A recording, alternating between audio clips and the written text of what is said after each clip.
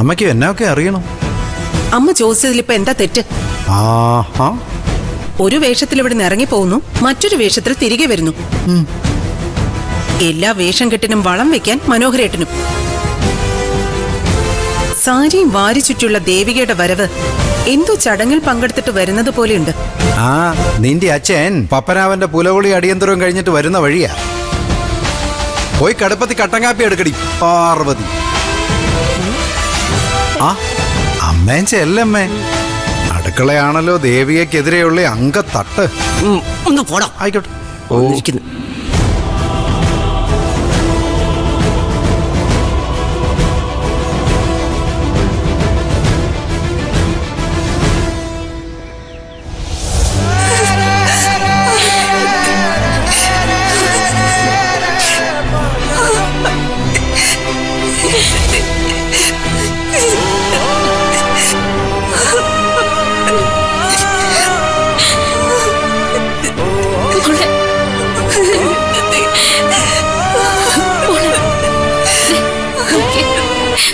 കരയരുത്.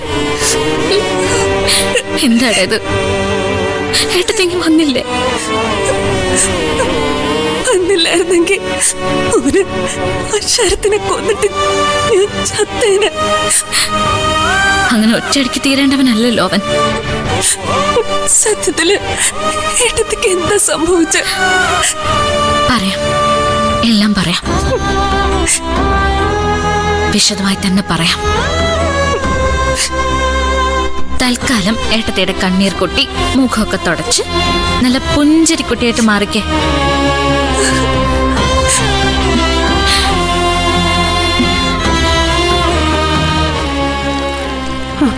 എന്നാലും അവളിഞ്ഞു വന്നല്ലോ പാർവതി.